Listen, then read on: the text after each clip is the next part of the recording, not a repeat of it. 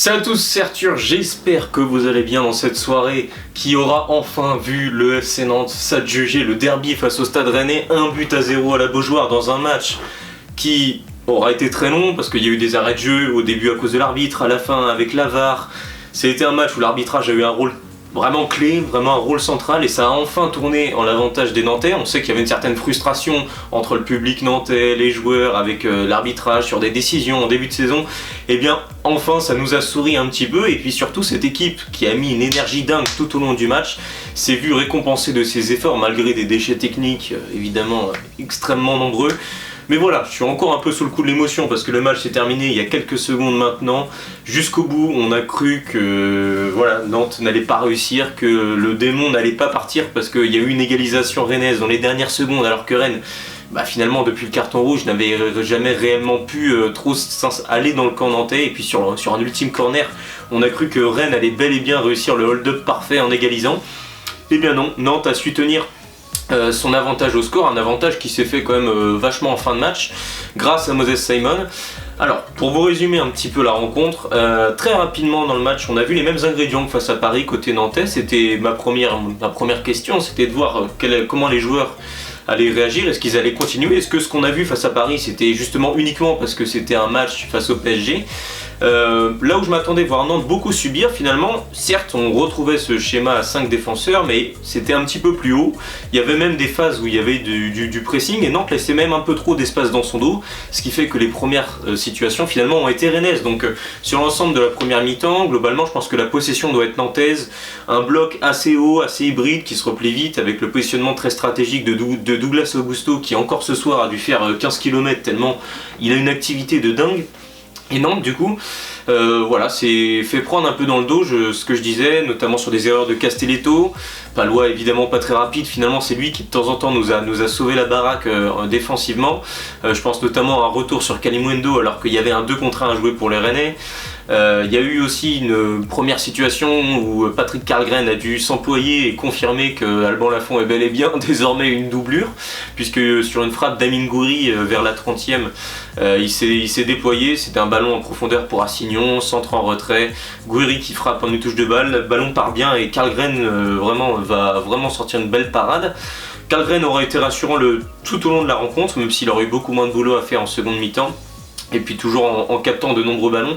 Donc voilà, Nantes rentre au vestiaire avec un avantage tout de même, c'est l'avantage d'être en supériorité numérique parce que dans les ultimes minutes, là où Rennes finalement commençait un petit peu plus à accentuer sa domination, une légère domination quand même, Kelvin Amian, qui a été aligné au poste de piston droit ce soir, va réussir un joli geste alors qu'on pensait que le ballon allait sortir avec un petit pont sur Michael Fail qui lui était lancé dans sa course, grosse faute, carton rouge.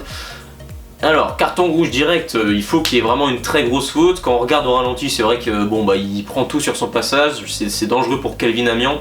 Alors peut-être que si l'arbitre avait sorti un jaune, globalement ça aurait pas été une erreur manifeste, donc la VAR serait pas intervenue. Et vu que là il a sorti un rouge, finalement je pense pas non plus que ce soit une erreur manifeste, donc la VAR n'intervient pas non plus. Ce qui fait que pour moi, là c'est un jaune qui est quand même très très orangé, donc les deux peuvent s'entendre. Heureusement pour Nantes quand même, on rentre au vestiaire avec cet avantage-là, parce que ça met un coup au Rennais juste avant la mi-temps, et puis les dernières minutes, on a vu que Nantes avait pas mal poussé, mais bon, toujours beaucoup de déchets techniques, à l'image finalement de cette seconde mi-temps, qui, si on doit la résumer en un mot, c'est pas une très belle victoire nantaise, il y a très peu de maîtrise, notamment techniquement, ce que je disais, Nantes aura été finalement du coup en supériorité numérique pendant environ 50 minutes de jeu. Les occasions, je sais pas, on doit en avoir peut-être 2 ou 3, des vraies occasions, dont le but de Simon en toute fin de match. Donc voilà, finalement il s'est pas passé grand chose pendant la plupart du temps dans cette seconde mi-temps. Je tiens quand même à préciser que le match globalement était très vivant, c'est-à-dire qu'il y avait l'intensité d'un derby, Nantes avait beaucoup d'activité, de toute façon à Nantes il y a beaucoup de joueurs très actifs qui sont pas forcément très bons techniquement, notamment Nicolas Kozza qui va venir rater l'immanquable sur un centre de Ablin un petit peu ras de terre, il est tout seul second poteau, certes sur son mauvais pied, il est à bout portant, le but est vide et il arrive à la mettre à gauche. Quand on est dans un derby, quand on est en Ligue 1, quand on est professionnel, même si on a été formé défenseur, certes Nicolas Kozza on sait, c'est piston, c'est pas son poste initial, mais là rater ça, c'est interdit. Heureusement que Nantes gagne, hein, parce que moi sinon si le match s'était terminé avec un 0-0, ce qui a longtemps été plus que probable, j'aurais pété un câble sur Nicolas Cozza, parce que je veux bien, c'est un joueur qui fait beaucoup de montées, beaucoup d'énergie, et c'est comme ça qu'il arrive à s'illustrer, c'est comme ça qu'il a gagné sa place, et que finalement ça fait de lui un bon piston, parce qu'il apporte beaucoup, il propose beaucoup d'appels, beaucoup de choses, mais techniquement c'est beaucoup de tout droit quand même, et puis là tu rates ça devant le but, non mais moi je te sors dans la seconde, hein. Son raté est quand même dingue. Donc voilà, Nantes reste à 0-0, Rennes globalement ne touche plus le ballon, Nantes fait un véritable siège là, avec son système à 5, Zézé en point de basse, Castelletto qui alterne avec Amiens sur ses montées, de l'autre côté pareil, on voit Palois tenter un petit peu des choses, même si Palois en couverture aurait été très bon, peut-être l'homme du match ce soir côté nantais, avec Simon évidemment. Et puis voilà, donc pendant longtemps on pense que Nantes ne parviendra pas finalement à inscrire ce but, on ressent encore cet aspect d'une équipe inoffensive, hein. Les mots nantais sont encore là, Nantes peine toujours autant à marquer des buts, même si là du coup Rennes jouait de façon très regroupée, et finalement l'épuisement des Rennais se sentait, parce que dès qu'on mettait un petit peu plus d'envie ou un petit peu plus de verticalité, à l'image d'un joueur comme Le Penant qui a essayé pendant tout le match justement d'aller un peu plus dans la verticalité, de tenter plus de choses dans la profondeur, etc. On sentait que le bloc rennais ils étaient fatigués, c'était dur pour eux, ils savaient pas trop comment se réorganiser, parce qu'avec le joueur qui est sorti, il y a un nouveau dispositif, les consignes de Sampaoli qui vient d'arriver, etc. C'était pas facile pour eux, et on sentait que c'était un peu la panique côté rennais. Et malheureusement Nantes n'a pas vraiment su en profiter, ce qui fait qu'on est rentré un petit peu dans un rythme à la Comboiré quand Nantes a la possession, à savoir des centres, souvent imprécis parce qu'on n'a pas vraiment de bons centreurs dans l'équipe, souvent au premier poteau. Donc Ostigard s'est régalé tout le match, côté rennais a dégagé les ballons de la tête, Attebourg aussi, donc bon. Pendant longtemps, j'ai cru que Nantes n'allait jamais réussir finalement à inscrire ce but, et finalement la lumière est venue non pas des entrants, parce que l'entrée de Mostafa Mohamed c'est encore une fois une farce incroyable. La lumière est venue de notre dieu à nous, le Messi nigérien, bref, peut-être un de ses plus beaux buts d'ailleurs sous les couleurs du FC Nantes, Moses Simon. Quelle merveille, quelle merveille. On l'a vu on l'a pas mal vu dans le match. Vous savez, souvent Moses Simon, quand il dribble, il va souvent sur le côté extérieur puis il centre. Et là finalement dans ce match, le fait que Cozza jouait un peu plus haut et du coup proposait peut-être plus aussi sur la latéralité, ça l'a forcé à un petit peu plus rentrer sur son pied droit et à rentrer dans la surface rennaise. Et c'est passé quasiment à chaque fois. Et justement, 85e je dirais, ou peut-être même 86e, Moses Simon qui rentre sur son pied droit, il passe entre deux joueurs rennais et il vient armer une frappe. Steve Mandanda n'a même pas bougé. Alors c'est pas pleine lucarne, mais c'est petit filet opposé, magnifique, frappe pure, sèche. Lui qui on sait a pas forcément une très bonne finition, là il nous sort une merveille incroyable. La Beaujoire peut enfin exulter, ça fait du bien parce il y avait un climat quand même d'animosité à la Beaujoire, une statistique terrible, on est la pire équipe à domicile des 5 grands championnats européens. Et on renoue avec le succès face à Rennes pour un derby.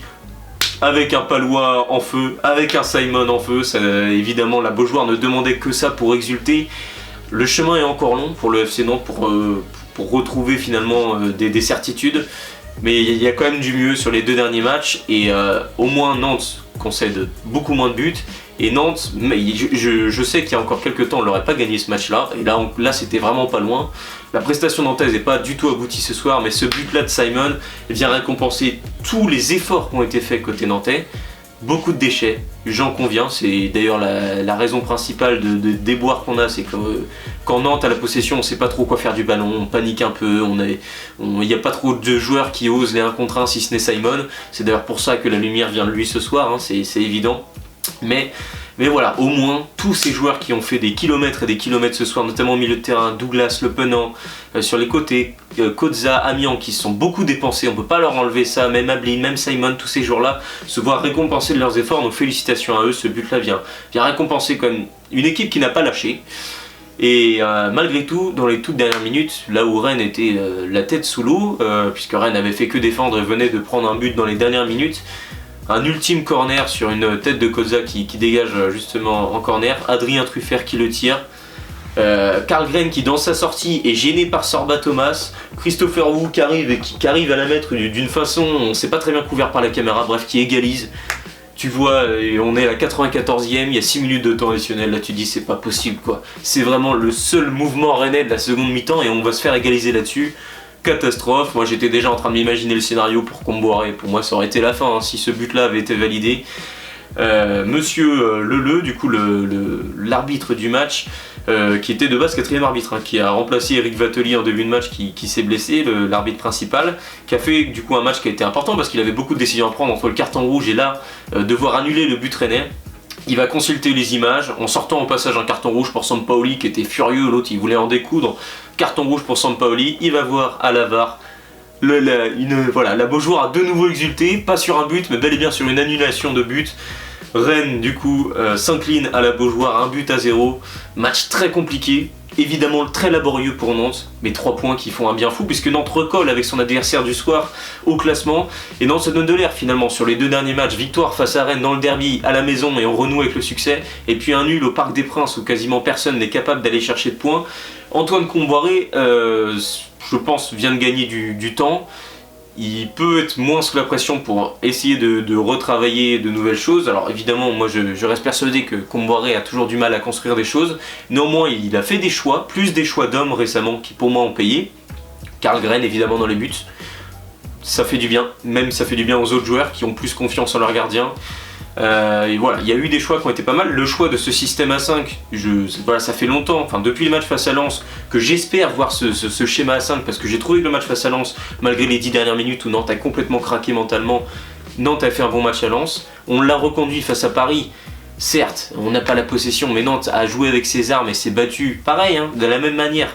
Techniquement c'est pas bon, mais par contre les joueurs se sont battus et dans ce système là les joueurs se sentent plus à l'aise et finalement avec ce système là Nantes concède beaucoup moins de buts sur les 2 derniers matchs. Donc voilà, je pense qu'il faut continuer à construire avec ce système là, surtout là on a vu que Comboiré était capable de proposer un petit peu plus de choses offensives à partir d'une défense à 5. Je pense notamment, ça peut être une solution, peut-être qu'enlever Chirivella qui n'a pas encore fait un super match ce soir pour avoir un milieu Douglas Le Penance qui peut permettre un trio devant. Je pense pas à Mostafa Mohamed pour accompagner Ablin et Simon, mais Simon, Ablin et pourquoi pas un Guirassy ou un Sorba Thomas. Je pense qu'on peut faire des choses à partir de ce schéma là pour notamment le match face à Brest qui n'est pas en confiance non plus. Donc voilà, la victoire fait du bien. On célèbre ça comme il faut, c'est un derby. Les tops et les flops, vous êtes habitués. On commence par les flops, du coup pour moi Chirivella aurait été peut-être un petit peu un cran en dessous des autres. Kozza, parce que pour moi il doit nous mettre devant au score. Globalement son match est pas mauvais, hein, il est même plutôt bon à Kozza, mais ce qu'il rate devant le but, je suis obligé de le pénaliser là-dessus parce qu'il n'y a pas le droit de rater ça, même si ça part d'une très bonne intention, parce qu'il était dans une position de numéro 9, il se surpassait, hein, donc c'était du plus, hein, il l'aurait marqué, je l'aurais appelé héros, hein, très clairement, mais bon, il doit la mettre. Et puis le troisième c'est un entrant, c'est Mostafa Mohamed. Je sais pas ce qu'on va faire de lui, là c'est vraiment très compliqué hein, sur le peu de mouvements qu'il a à faire. J'ai vraiment du mal, j'aurais préféré limite voir Guirassy entrer et garder Ablin dans l'axe, enfin bref, c'est comme ça.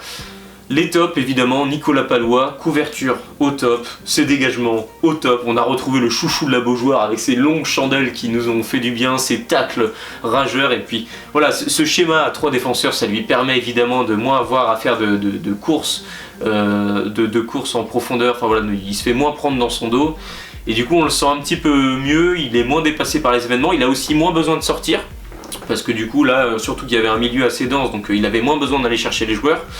Et donc voilà, très très bien. Puis globalement Nathan Zézé est très sérieux en pointe basse, je trouve vraiment qu'il dégage beaucoup de maturité Nathan Zézé dans ce système là, donc Pallois top évidemment. Je vais également mettre Moses Simon, magique, sans lui on n'aurait pas gagné ce match. Finalement Nantes a essayé, a eu beaucoup la possession, mais à chaque fois que le jeu s'est accéléré c'est soit par Moses Simon, soit par mon troisième top, Johan Le Penant. Beaucoup d'activités et finalement peut-être celui au milieu de terrain qui a dégagé le plus d'assurance technique et qui s'est le plus mis dans le sens du jeu, à savoir plus dans la verticalité, c'est ce que je disais, qui a plus essayé de trouver ses coéquipiers, même en fin de match c'est souvent lui qui permettait d'écarter sur les côtés pour étirer le bloc rennais. Donc voilà, Johan Le Penant qui aura également fait un très bon match. Je mentionne une petite mention honorable évidemment pour Patrick Karlgren qui aurait pu voir son match gâché là, avec ce qui s'est passé en fin de match, parce qu'en soi on peut dire que sa sortie est ratée même s'il est gêné par Sorba Thomas. Heureusement ce but a été annulé, je préfère ne pas lui en tenir vigueur parce que globalement il est très sérieux et il dégage beaucoup de bonheur je sens dans cette équipe. Donc voilà, J'espère en tout cas que ce débrief vous aura plu. Moi je suis au 7ème ciel comme vous l'aurez compris. En tout cas si ça vous a plu, n'hésitez pas à me le dire dans l'espace commentaire et à vous abonner à ma chaîne YouTube. Allez, ciao tout le monde.